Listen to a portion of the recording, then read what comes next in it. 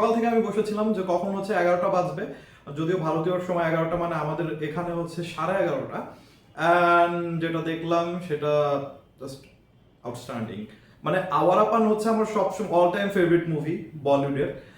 আর এইটার টু আসতেছে সেটা জেনে আমি কতটা এক্সাইটেড ছিলাম আমি বলতে পারবো না। অ্যান্ড একটা সময় আপনার আওয়ারাপান ফার্স্ট রিলিজ হয় 2007 সালে, তারপরে 4-5 বছর পর 2012, 13, 14 এই সময়টাতে কিন্তু আমরা যারা হচ্ছে কি বলে এটা ফেসবুকার ছিলাম, তারা কিন্তু অনেক আওয়াজ উঠাইছে যে আওয়ারাপান টু করার। বাট ফাইনালি এই কয়েক বছর আগে হচ্ছে তারা হচ্ছে অ্যানাউন্স করে যে আওয়ারাপান টু করবে। অ্যান্ড আজকে হচ্ছে রিলিজ হইলো টিজার। তো নতুন শিবামকে হচ্ছে দেখা যাচ্ছে। তো যেটা হইলো আমি বলি এক কথায়, মানে টিজারের যে রিভিউ সেটা হচ্ছে আউটস্ট্যান্ডিং, জাস্ট আউটস্ট্যান্ডিং। হাসমির সাথে যে অ্যাকশন ফিল্ম কতটা ভালো যায় সেটা আসলে বলিউডের ডিরেক্টররা খুব একটা বুঝতে পারে কিনা আমি জানি না। বাট মানে অ্যাকচুয়ালি খুবই সুন্দর অ্যালাইনমেন্ট হয়েছে, খুবই সুন্দর কোলাবোরেশন হয়েছে। এর আগে যেমন একটা বিষয় কি যে ধরেন মুম্বাই সাগা ছিল, জনের সাথে ইমরান হাশমি ছিল, সেখানে মনে হয়েছে যে ইমরান হাশমি মানে অনেক ছোট বা তার সাইজটা অনেক ছোট এরকম মনে হয়েছে। তারপর হচ্ছে আপনার সেলফি ছিল অক্ষয় কুমারের সাথে। বাট এই এই মুভিতে ইমরান হাশমির একদম পারফেক্ট অ্যাকশন প্যাকড মনে হয়েছে, full action packed Awarapan two. And এইখানের যে আপনার যে ফাইট যে সিনটা সেইটা যে তার ট্রান্সফরমেশন দেখার মতো। মার্ডার টুতে হচ্ছে এরকম ট্রান্সফরমেশন হচ্ছে ইমরান হাশমি আমরা দেখছি। এছাড়া টাইগার থ্রিতেও কিন্তু ইমরান হাশমির ট্রান্সফরমেশন বেশ ভালো ছিল। তো আমি খুবই হোপফুল ইমরান হাশমির মুভি আসলে রিসেন্ট টাইম খুব একটা ভালো যাচ্ছে না। লাস্ট কয়েক বছর ধরে কোনো সোলো হিট নাই। কয়েক বছর কি লাস্ট 10-12 বছর হয়ে গেছে। লাস্ট হিট সোলো হিট হচ্ছে 2012 সালে, এটা 2026, 14 বছর হয়ে গেছে, কোনো সোলো হিট নাই। যা হয়েছে সেটা হচ্ছে আপনার সাইড রোলে থেকে হচ্ছে হিট ছিল।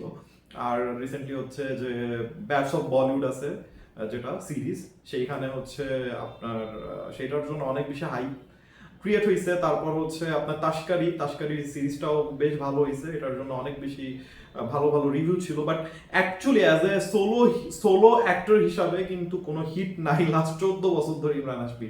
এইটা কিন্তু মেনে নিতে হবে। মানুষ যতই ইমরান হাশমির মাতামাতি করুক, বাট হিট নাই কিন্তু। বাট আমি আশা করি যে আওয়ারাপান টু কিন্তু এটা একটা হিট দিবে, একটা সোলো হিট দিবে। আর আওয়ারাপান হচ্ছে ইমরান হাশমির নিজের ফ্রাঞ্চাইজ। মানে এইখানে কিন্তু কারো কোনো খোঁচাখুচি নাই। যেরকম মার্ডার সিরিজটা ছিল, মার্ডার ওয়ান যেটা, সেটা মাল্লিকা শেরওয়াতের জন্য হচ্ছে এতটা হাইপ ছিল। পরবর্তীতে ইমরান হাশমি মার্ডার টুতে চেঞ্জ করে দিয়েছে সবকিছু, মানুষের চিন্তা ভাবনা। বাট আওয়ারাপান টু, তারপর জান্নাত, জান্নাত ফ্রাঞ্চাইজ, এগুলো ইমরান হাশমির নিজের ইমরান হাশমি নিজে এগুলো উঠাইছে। আর আওয়ারাপান টু আমার অল টাইম ফেভারিট। তো আওয়ারাপানে যেটা হয় লাস্টে কিন্তু সবাই মরে যায়। ইমরান হাশমিও মরার মতো অবস্থা, কিন্তু মরে না, তাকে হয়তো নতুন করে অ্যালাইভ করা হয়েছে। তো আওয়ারাপানে হচ্ছে যে সবাই মরে যায়, ইমরান হাশমিও মরতে মরতে কোন রকম হয়তো বা বেঁচে যায়। এই মুভিতে তাকে হয়তো বা ওইখান থেকে অ্যালাইভ করা হবে। এবং এর আগের যত এনিমি ছিল সব তো মরে যায়, নতুন করে হচ্ছে নতুন কোনো এনিমি আসবেন, ঠিক আছে, এরকম কিছু নতুন কোনো মিশনে তাকে হচ্ছে অ্যাসাইন করা হবে। আর এখানে শাবানা আজমি আছে। শাবানা আজমি হচ্ছে এইটার যে নেগেটিভ রোল আছে আওয়ারাপান টু তে, নেগেটিভ রোলে হচ্ছে রোল প্লে করবে। যদিও আমি জানি না একজন মহিলা মানুষের নেগেটিভ রোল প্লে করলে কতটুকু মানাবে, আমি জানি না। তারপর হচ্ছে দিশা পাতানিরে একবার দেখছি, জাস্ট এক লুক দেখা গেছে টিজারে, আমি জানি না তার রোল কি অ্যাকচুয়ালি হবে। বাট ইমরান হাশমি জাস্ট ফাড়ায় দিস, ও মাই গড।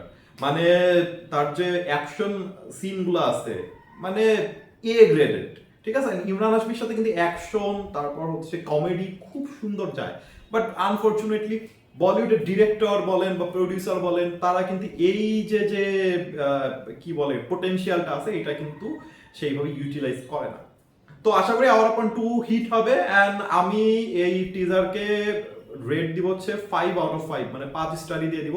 এটা কিন্তু টেইলার না, টেইলারে দেখা যাবে অ্যাকচুয়ালি কি হচ্ছে।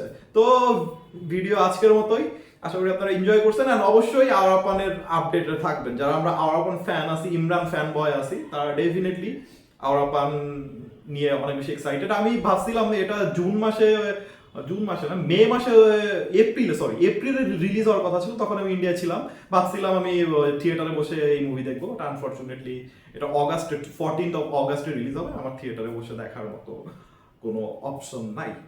তো এই ছিল আজকের ভিডিও, ভালো থাকবেন সবাই।